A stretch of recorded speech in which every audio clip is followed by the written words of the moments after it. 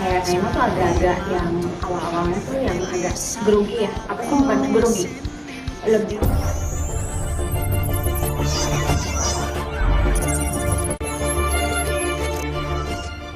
Selebritas yang populer pada era 1990-an hingga awal 2000-an, Diana Pungky, tengah menghadapi persoalan hukum.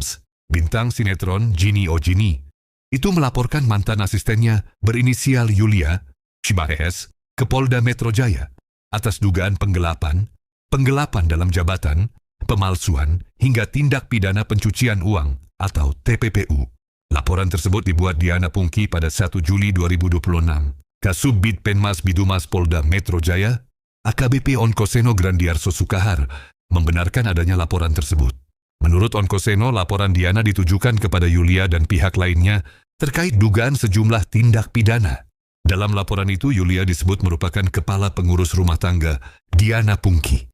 Ia diduga menyalahgunakan kepercayaan yang diberikan kepadanya untuk mengelola transaksi keuangan milik Diana. Akibat dugaan perbuatan tersebut, Diana Pungky mengaku mengalami kerugian hingga 25,9 atau sekitar 25,2 miliar. Diana juga telah menyerahkan sejumlah barang bukti kepada penyidik, di antaranya berupa dokumen rekening koran dan cek.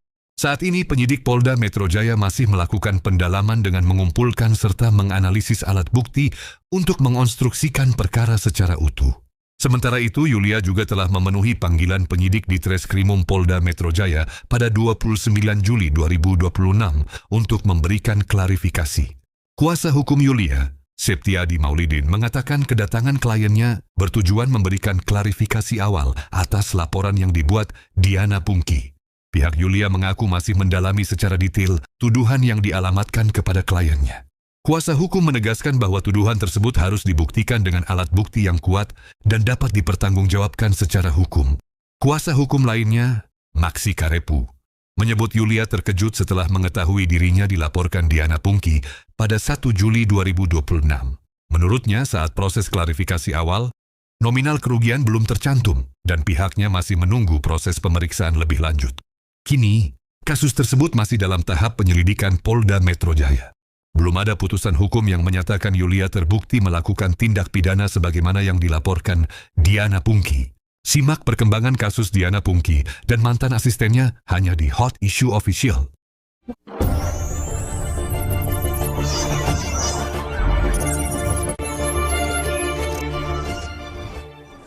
Pemirsa, polemik yang menyeret nama Ruben Onsu dan Sarwenda masih bergulir. Kali ini muncul klarifikasi mengenai isu pinjaman online yang sempat dikaitkan dengan nama Ruben. Di tengah ramainya perbincangan tersebut, rumah lama Sarwenda pun ikut menjadi sorotan warganet.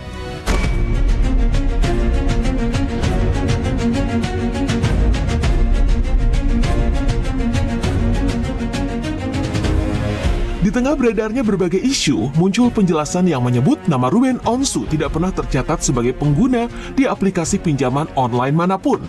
Pihak yang menyampaikan klarifikasi ini juga mengaku mengenal sosok Ruben sebagai pribadi yang kerap membantu orang lain tanpa banyak diketahui publik. Di awalnya, tiba-tiba ada debt collector datang ke rumah aku pada saat aku lagi live kok. Bukan rumah. Rumah tidak pernah kirim debt collector ya? Bukan rumah mengirimkan surat lelang. Iya, berarti benar omongan dia. Soalnya kalau gue nggak salah tangkap, Bang Minola bilang kalau dari bank nggak pernah ngirim debt collector. Enggak, gitu kan? ini bukan debt collectornya itu dari mobil, tunggakan mobil, dari pinjol. Siapa yang pinjol? Atas nama siapa pinjolnya? Aku lihat aja gimana. Yang pasti bukan atas nama aku. Atas nama siapa? Atas nama beliau. 3 mobil yang datang. Ya, kaget juga dengarnya ya. Yang pertama, seorang Ruben Onsu untuk pinjol kayaknya nggak mungkin ya. Karena pinjol itu kalau nggak salah ada batasan harganya, angkanya ya. Limit itu pasti tertentu gitu. Jadi agak kaget sih dengarnya. Dan kami konfirmasi ke bank bilang nggak ada ngirim debt collector, dan memang bukan begitu cara bank ketika ingin menyelesaikan masalah kredit macetnya misalnya, atau bank yang ingin mengambil satu jaminan atas pembayaran yang belum dibayarkan, kan begitu, bukan begitu mekanismenya, kan begitu. Yang ditunjukkan hanya sekumpulan orang berada di depan rumahnya melalui CCTV. Ditemui juga enggak sama mereka. Di sisi lain, muncul pula pembahasan mengenai adanya akta persetujuan dalam sebuah proses peminjaman dana. Dokumen tersebut disebut memuat persetujuan dari pihak suami dan istri sebagai bagian dari persyaratan administrasi.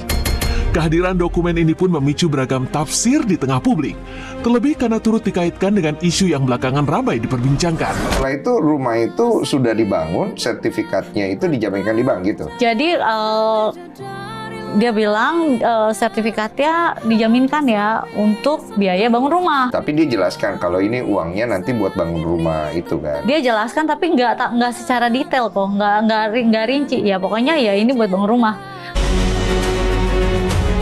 Pemirsa, tak hanya persoalan dokumen, rumah lama Sarwendah di kawasan Cengkareng juga kembali menjadi perbincangan. Banyak warganet membandingkan kondisi rumah tersebut dengan kediaman yang ditempati Sarwendah saat ini. Berbagai fakta dan klarifikasi yang muncul membuat polemik Ruben Onsu dan Sarwendah masih terus menyita perhatian masyarakat. Akankah seluruh polemik ini segera menemukan titik